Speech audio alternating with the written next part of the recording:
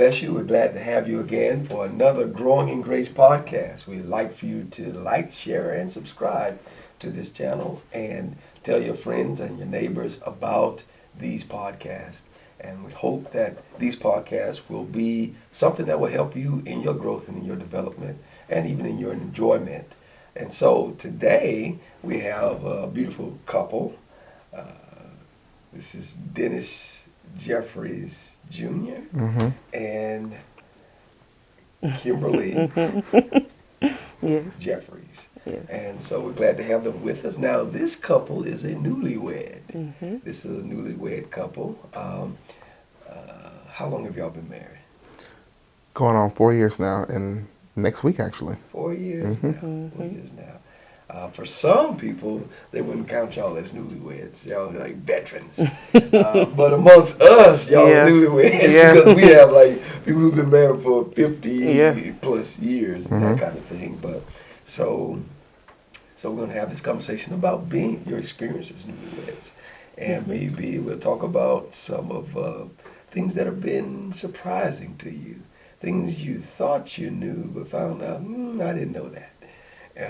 Things that you thought that you had an understanding about, and then you was a little surprised about how that really goes. You know, it's funny how sometimes because y'all grew up in the church, and you kind of know what the Bible says. Right. But the thing about it is how that works. You don't know that until you try to use it. Right. Correct. That's true. Because a person can go to school and they can have all the textbook knowledge that they can ever want to have. But when the rubber meets the road is when you have to do it yourself. And so let's start with you, Brother Junior.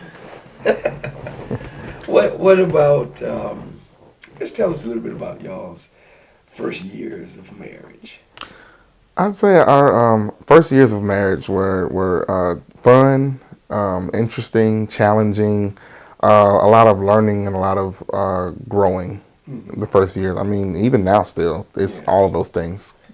You never stop trying to learn and understand your partner. I know people, they get into the rigmarole of life, and you think you know, like you say, you think you know something, but you know, 10 years down the line, you still learning stuff about your spouse that you never knew.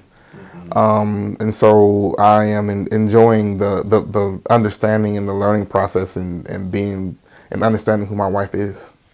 So you enjoy being in school? Yeah. Okay. So what about you?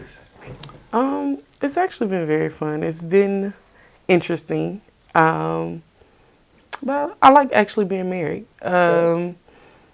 A lot of things I did not know. I mean, we talk about how to be a wife and things like that, but the actual role of being a wife and now a mother is definitely something that I thought would be a little easier than what it is. But it's interesting nonetheless. Yeah. So what about marriage? You thought you knew, but when you really got into it, you found out you didn't really know. Man, it's because just pull one of them, because I think there's more than one.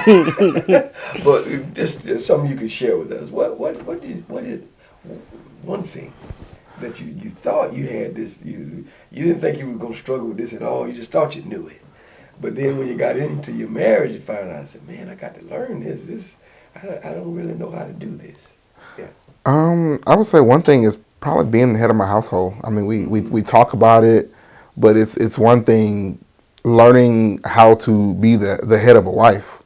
Because we talk about, God is your head, and then when you come down the next level, I'm the head of my wife, and I have to understand how to and learn how to deal with her and to according to knowledge and the things that we've been taught between my families and the church. And I think that's a continual learning thing for me, is making sure that I am the head that she's looking for, to continue to be that, because that's definitely a learning process, because you're not the head of a household or head of a woman until you get married.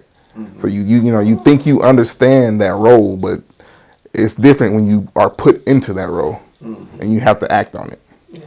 Yeah. So, what helped you to know that, I got to learn this job? What helped you to know that you had to learn that headship? Part of it is my wife, just in dealing with her, she's definitely gonna let me know, hey, and I appreciate her for it. She's definitely gonna let me know, hey, I need you to make sure that you take on this responsibility and you take on it the way that it needs to be taken on. And I appreciate that, because otherwise, if she don't bring it to my attention, I'm gonna go on moving the way that I think that things are working out. Yeah. So like, if you abdicate the headship, then she's ready right there in the wings to take it on, right? In dealing with her family, I deal with her mother a lot, and her mother made it very known from the very beginning that in their family, the women kind of run the family. The men haven't really taken on that headship. It's been a lot of single mothers, and so they're used to running their homes, and it's a learning process for the both of us. Me being the head and her allowing me to be the head, because it's definitely something that I'm learning. Yeah. And what about you? So since he spoke about being the head and spoke about your family, you come from a strong a line of strong women. Am I saying that right? Strong-minded women. Yeah. Women who actually rule their own houses without a man. And you've witnessed that and seen that. And now you have a husband. And your role is actually to be under subjection to your husband. Right. How has that been for you, making the adjustment as a wife who is subject to her husband? Right. It's been hard. So initially, I thought being submissive would just be, okay, he say something, if I agree, okay, then we'll go with it. That's what we'll go with. I'm serious. That's how really, that's what you thought about it. If I agree. If I don't agree, then we can talk about it. Let's discuss it. Let's see how we can come to a middle ground, because I don't agree with that. But I had to learn I'm not going to agree with everything that he says, and I have to allow him to be in that role of being the head. But it definitely had its challenges, because I'm not used to that. So because I didn't grow up with a father in the home and stuff like that, I didn't see my mom have to humble down to a man. And so while, yes, in the church we talk about submissiveness, what that really looked like in practice is something totally different than what I thought in my mind. So when I got married and he's saying, okay, well, this the way this is going to go, and that's it on that. Let's not bring that up again. It's like, well, what you mean? I'm an adult, and I feel like we should be able to make decisions together. But that's not always how it goes. So I had to learn how to respect, and I'm still learning how to respect and honor him as my head, and not just somebody that I'm with as a partner. So yeah, and so what is the definition of submission? To me, to submit, I have to be willing to do that. That's something that you have to be willing to do. So just being able to, I guess I really don't know the actual definition, but the way that it works for me is just being able to honor him, and it's not necessarily even about when he says something, but it's just following his lead. So I'm okay with following his lead. If he leads me in a direction, I'm okay with going there, because you're my head and I trust you to be my head. I trust you to lead me. Yes. And part of that is, whereas sometimes you may not agree, that's when your submissiveness has to kick in the most. When you already agree, then hey, that's your decision anyway. Right. Because I think that's what we ought to do anyway. So you don't really need submissiveness in that position, in where he says something, you're right in line with it, But when you think otherwise, if you think another way, that's when you actually really has to have that submissiveness to kick in and say, you know what, I'm going to come under what he's saying, even though I got my other mind telling me I ought to do this. I'm going to do what my husband's saying. Right, and a big part of that is trust. Say again? A big part of that is trust. Yes, it is. It is. In fact, one scripture even talks about submitting to one another. So I want to ask you about this, though. Have there been times when you thought one way, y'all talked about it, and your wife thought another way, and through your conversation, you said, you know what, I was thinking this, but you make a good point. Let's go with that. Let's go with your idea this time. Have that happened? Yeah, most definitely. She has, definitely opened my eyes to different ways of doing things that I've never, thought of doing. And so we've had conversations, and I'll look at her and be like, this is definitely not going to work. But, I have time to think about it, and I will come back. All right, let's talk about it. Let's although I don't quite see it this way, I'm kind of opening my mind up a little bit to maybe there's a way we can make things work. And have some of those things turned out in a good way to say, you know what, baby, I'm glad I listened to you on this one. Yeah, this is good. I'm glad I heard you out, and this turned out to be good. Has that ever happened? Most definitely. Yeah.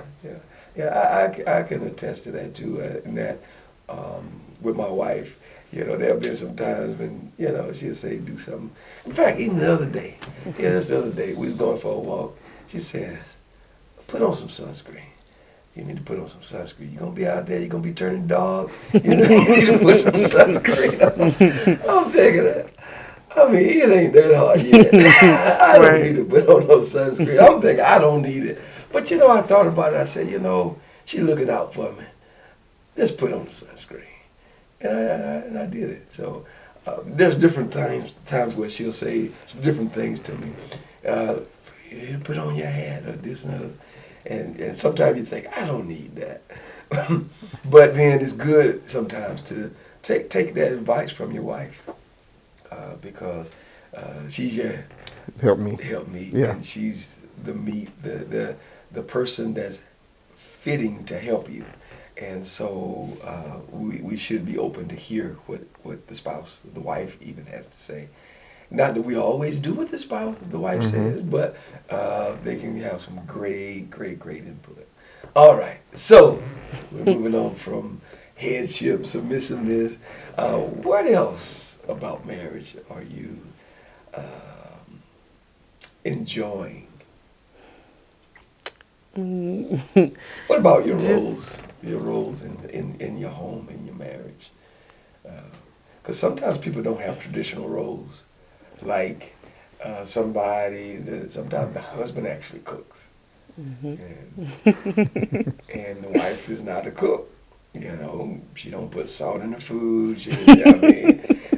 Sometimes she's not the greatest cook. Maybe she's not creative. I don't know.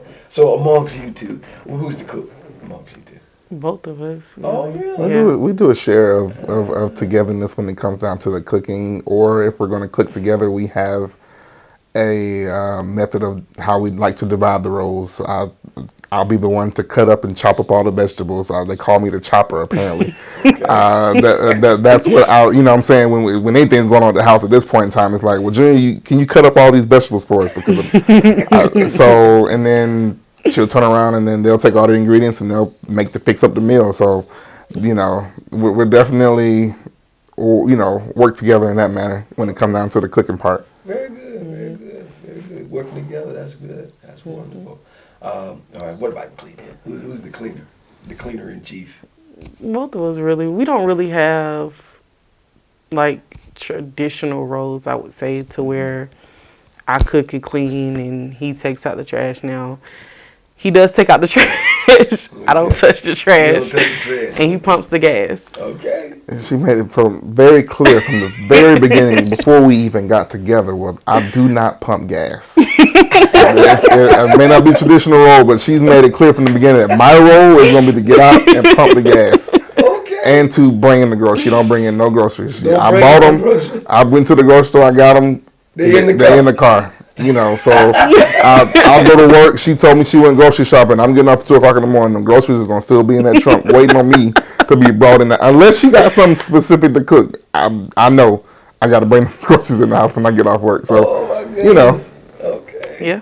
Okay. You know, one of the things I like to even say at this point, you know, for others that might be listening to us, you know, in your marriage, you got to figure out what works for your marriage. Mm-hmm. You actually do. Yeah. You know, because somebody might say, well, I don't understand that. I wouldn't agree with that. Well, here's the thing. When you get married to your wife, your spouse, y'all going to have to figure some stuff out. Oh, yeah. You're going to have to figure some stuff out because, you know, and I think I might have counseled y'all a little bit before y'all got married. But the reality is y'all marriage is probably going to look different from most of the other marriages. Yeah. And it should, because you two are coming together to become one, you know, which is different from my wife, Renee, and I coming together to be one. That's two different things. You know, I remember we used to have a mother that taught the young women to make homemade biscuits, which that's nice if you like homemade biscuits. Right. But if you like buttermilk, then you're going to have a problem with that. Right. Right. You just rolling the dough out, and your husband like buttermilk. Right. He like them out of the can. And, you know, and so I know that there was a pastor who spoke about that and said, well, actually, I don't like homemade biscuits. I like canned biscuits. So then a wife got to think about, okay, who is my husband? What does he like? I know there was a mother one time says, when my husband get home from work, I run him his bath water and I take him a bath. Well, another man say, I want to take my own bath.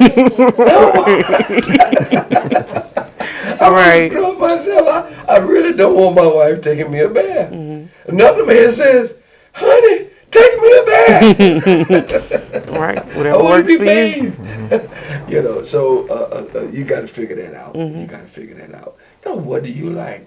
You know, you communicate, you talk. What do you like? And I like what you said, Dennis, in that you've learned some things and you're still learning. And the reality is you'll probably keep learning. Yeah, you never stop. Yeah, you keep learning. What do y'all think about this thought?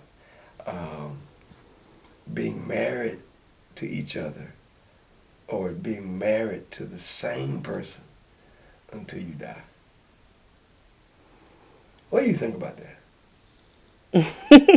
I want to see how you're going to answer it, and then I'll help you to understand why I'm even asking you that question.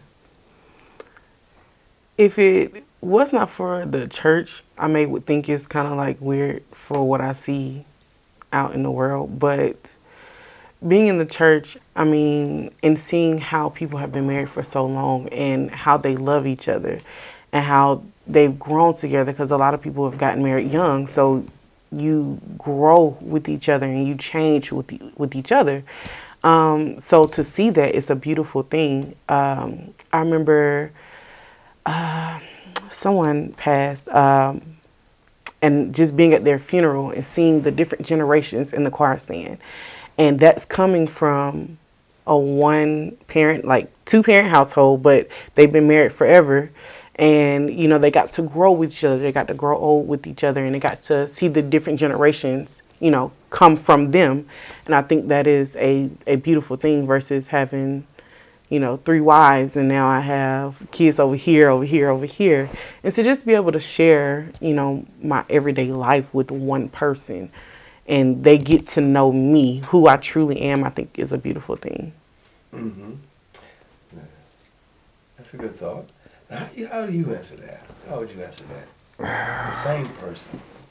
The same person. The same for person. The rest of your life. The same person for the rest of my life. And I know part of this is how I was raised, and the other part of it is just, I think, part of me. But the same person for the rest of your life. I mean, because it takes so much. You put so much work into that one person, loving that person, building a family with that person, and I wouldn't want it to be any other way than with that one person for the rest of my life. Like, I put time, I put effort, sweat, tears. I want to continue with this. This makes the most amount of sense. I don't want to re-put any effort into anything if I don't have to. This is what I want to work on. This is the woman that I chose. Mm-hmm. I chose for better or for worse for the rest of my life. So that's what I'm going with. Yeah. God put her in my life. So that's it for me. All right, wonderful. Well, you answered well, both of you. There's another caveat I'd like to throw in there, mm-hmm. and that is, and you kind of touched on it, how that you kind of grow and everything. Do you think that she's going to be the same person all of her life, from today to the rest of her life? You think she's going to be the same person? No, she's not going to be the same person. You think he's going to be the same man? In fact, if y'all stay the same, then we might have to put y'all into some type of counseling, and y'all gonna need some help because you actually don't supposed to stay the same. Right. We actually are supposed to grow. In fact, which is a part of the podcast, growing in grace, and we supposed to grow, and we grow, and we develop, and we grow into each other, mm-hmm. which is part of the reason why you have to keep learning each other. Right. You keep learning each other, because there are things that, because I've been with my wife as long as I have, there are some things I used to didn't like or care for that now I like and care for, because we've kind of meshed. Mm-hmm. And so there were some things that she liked, and so I began to create an affection for those things mm-hmm. because of her. And then vice versa, she's done some things and made some changes because of me. And so we've actually become different people. Mm-hmm. We're not the same people we were 27, 28 years ago. Mm-hmm. We're different. And now, guess what? The kids, they're gone. So now we got this new phase of life. Mm-hmm. And so, there are different seasons. So now y'all just getting started with these kids. Mm-hmm. God bless you.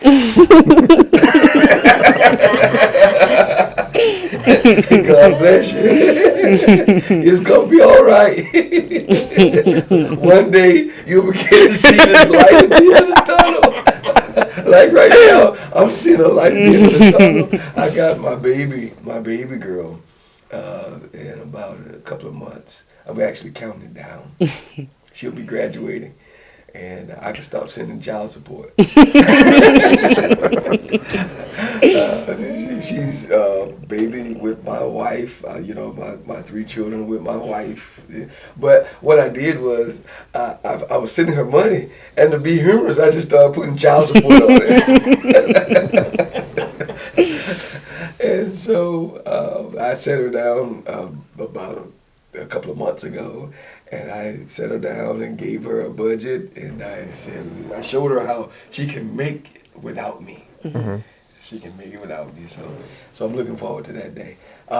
So now, back to where you all are with Grayson. Yeah, we're the beginning. Grayson, you're at the beginning, right? The beginning. How old is Grayson? Now, this is your firstborn together, mm-hmm. Grayson, mm-hmm. and Grayson is how old now?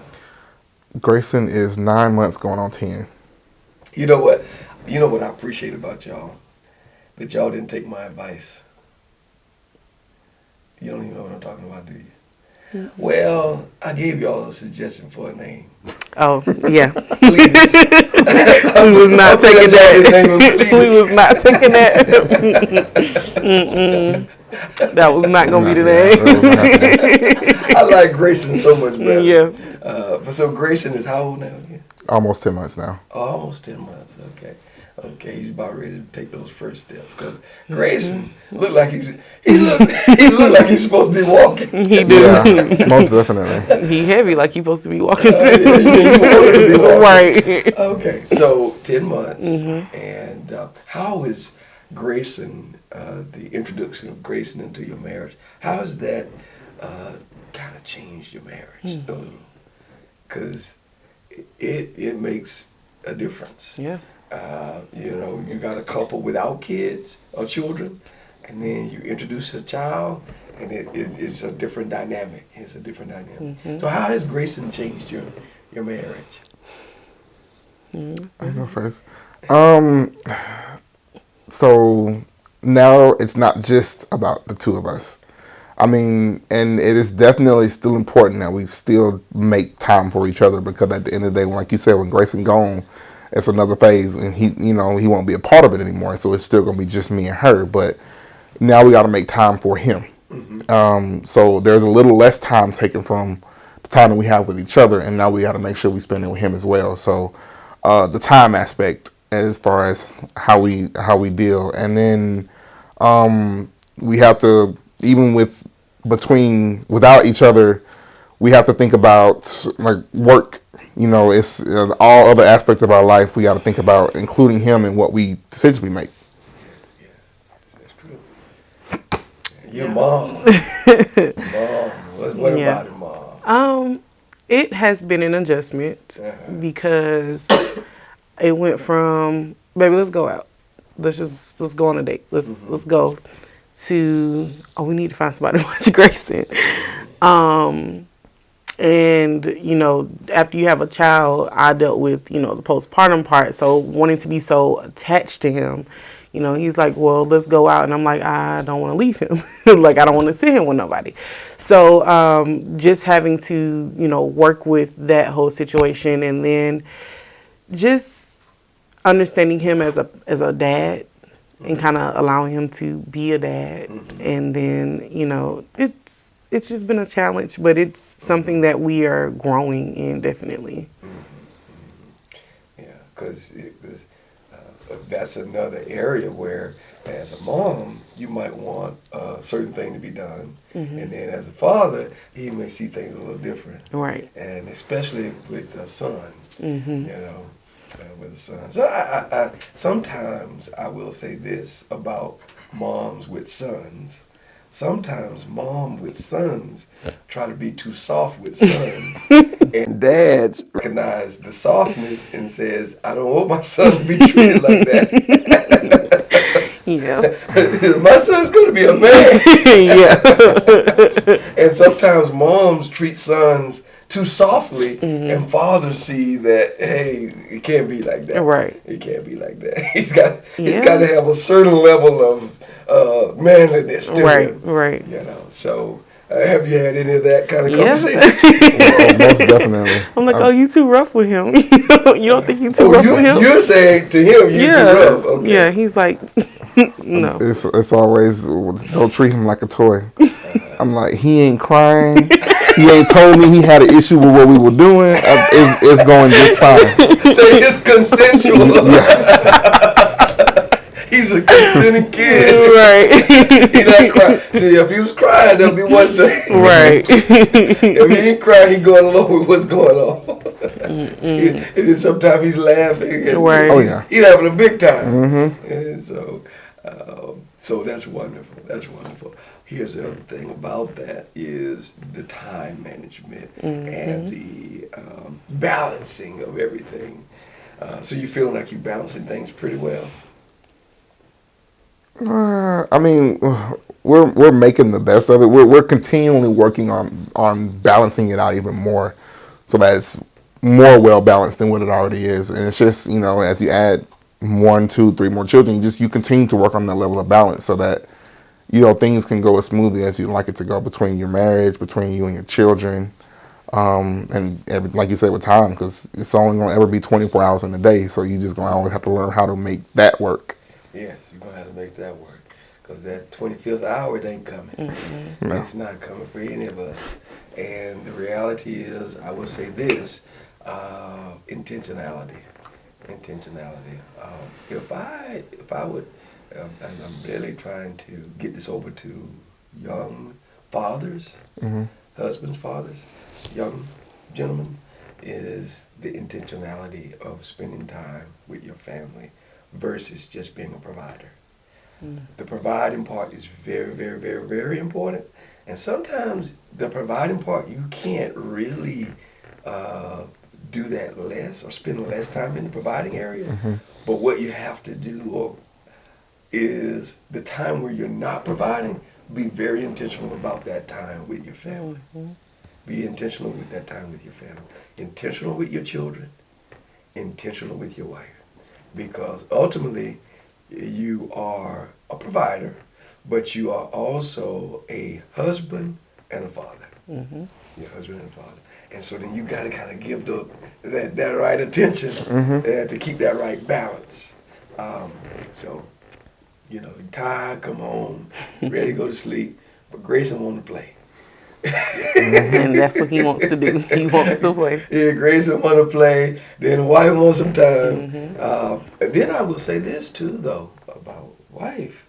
You got to watch that too, because you put all your time into Grayson, putting time into the house, you're cleaning, you're working. Then later on, you just done. You don't have no energy for nothing, nobody. You know, Brother Junior come in and you just spit. You know, you have to be intentional too. Not to give all your energy to the house and everything else. You got to put that energy into balance. What do you think about that? I agree. I mean, we are definitely a couple of, before we had Grayson, we were just get up and go. So whatever we do, we can just make a move, let's go. We didn't really plan out things. So now we're in the phase of having to learn how to plan out things. Like Saturday night, I actually have to pack a bag. I have to get my stuff ready. He has to get his stuff ready. You know, we kind of have to be on a schedule now or a plan so that we can make the most of our time. Because literally we get up Sunday morning, I think I'm gonna wear that. Okay, that'll work. Let's just go. We didn't really schedule or plan out anything so that we can, you know, be on time for service and stuff.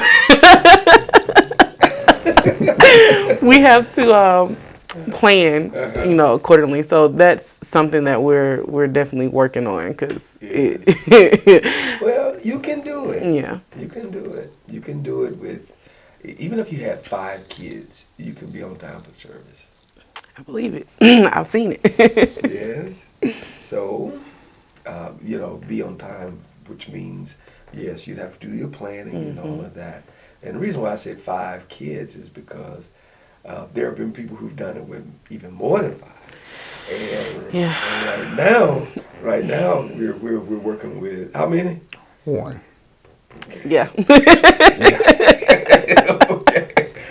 So we got to master this, right? Yeah, we do. That we do. Because when we start, as you multiply, you know, you just got to be more, you know, timely and more intentional about your planning.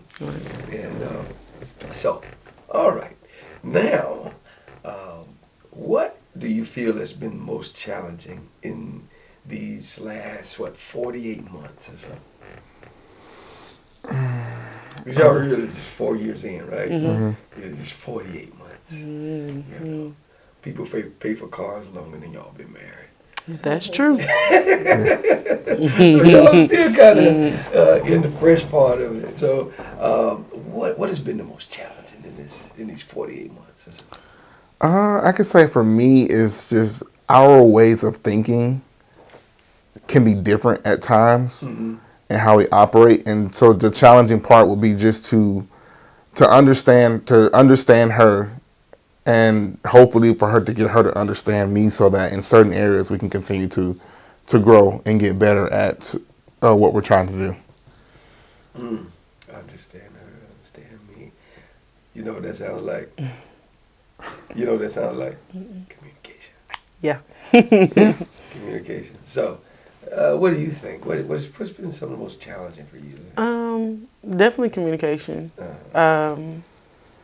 Understanding that when you marry somebody, you don't just marry them, you marry their entire family as well. So I think that has been something that we've worked on together. Him coming into my family and learning the dynamics of how we operate and, you know, how we do things together, and, you know, we're in each other's business a lot. So having to, deal with that dynamic, and then me coming to see his family to see how they operate and how they deal, and having to get over hurdles and things like that. That's, I think, been one of our biggest things. But that all comes in with communication, because we communicate well together and we understand each other. Then the family aspects of it will kind of fall into play because we can communicate well with them as well. Right. That's a very important skill in marriage, communication.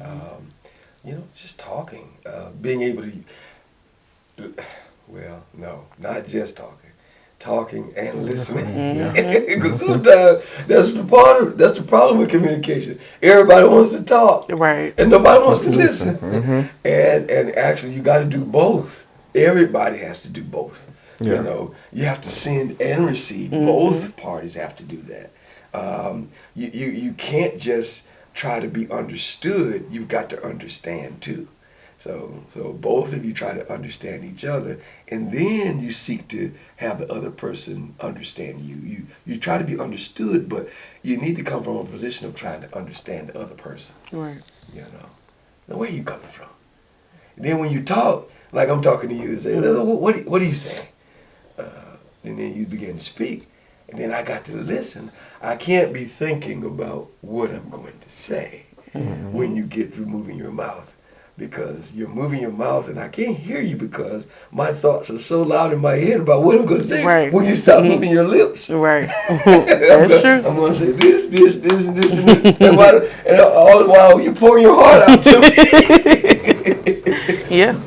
And I'm thinking I'm going to say this. And I got my argument already. And I didn't hear what you said. Nothing. So that's a challenge that sometimes couples have. I'm not saying y'all have that challenge. I pray that y'all know because we talked about that. So I think now that's been probably one of our strongest things now is communication. Yeah. In the beginning, not so much, but I think now a huge improvement from the beginning. Yeah. So even though you have been talked to about that, you still had to learn how to navigate that. How to put it into practice. How to put it into practice, yes. So now y'all been practicing. Because I'm the type where if we have a disagreement, I need to stop talking and walk away. He wants to talk about it now. He wants to go ahead and have a discussion. And so we had to learn, okay, give me a second. Let me take a moment. Let me think about what you said. Because a lot of the times when you're having a discussion about something, it's what you just said to me is what I just heard, right? But I don't have time to process it if I'm going to respond right away. So I need a moment to process what you said and actually understand and hear what you said versus what I heard in my head. And so we can have a intelligent conversation and not just the back and forth where you're not listening, I'm not listening. So that has actually worked for us. Me walking away, thinking, about what you said, and then coming back and say, okay, well, I heard that this is how I feel, or this is what I think about it. It's something that's worked in our communication. Wonderful. So you can have an intelligent conversation. Right. Rather than a clamorous argument. Right. Where you're trying to clamor, talking over each other, nobody's hearing anyone. An argument is really, sometimes we say, well, we don't argue. Okay. Well, maybe you should. And what I mean by that is, what it is simply this. If my wife thinks something different from me, and I think something different from my wife, we should probably have an intelligent conversation about that. If we have differing opinions, actually, that's an argument. It doesn't have to be clamorous. It doesn't have to be out of control. It doesn't have to be us knocking over chairs and busting out windows. But an argument is simply the difference of thought and opinion, and you just kind of make your case. Right. Both sides make their case. That's an argument. Right. So if you're with somebody, with a husband or with a wife, and you think differently, you probably should argue about that, but in an intelligent way. Yeah. And have peace in Right. the argument. You can have peace in the argument.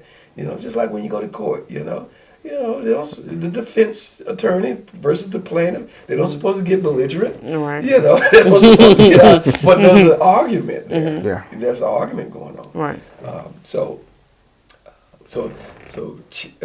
your communication has gotten better. And that's wonderful. That's wonderful. So, are you looking forward to the next, 48 years? Most definitely. Most definitely. So, what are you looking forward to in your marriage the most as we get ready to come to a close today? What are you looking forward to the most in your marriage? Do you have any expectations that you feel like you're grasping at or you're reaching forward to? What are you reaching for in your marriage? I would like to grow more together spiritually. Us, we pray together now, but praying more together, you know, and then bringing grace into that and praying and reading more together, and just financial freedom. Honestly, I want to retire early so that we can travel more. Okay. So that's my goal. Okay.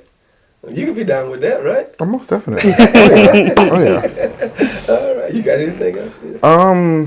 I mean, I'm definitely in agreement with what she just said. And to add to that, I'm just looking forward to just continuing to grow and to learn and to experience life together. I mean, you say the next 48 years, you know, if I'm going to spend 48 years with somebody, this is my wife. I want to spend that 48 years with her, and I want to experience everything that life has to offer with her. Growth, the traveling, just everything that God has for us. Yeah. You know, it's going to be, to me, way better, twice as good experience with my wife. Wonderful, wonderful. I tell you, I've enjoyed this conversation with y'all. Absolutely. Y'all seem happy. Oh, yeah. All right then. Yo, let's just keep it up then. Let's keep it up. But I just want to say thank you. And thank you. Absolutely. All right. Y'all hang in there. Yeah. Bring up Grayson and the nurture that vision of the Lord. And I hope y'all have some more. But now, Cletus is still on the table. It's not on the table. Y'all didn't use it this time, but Cletus is still out there. It's not on the table. And I invite our audience to come back for the next podcast. May the Lord bless you. May heaven smile upon you.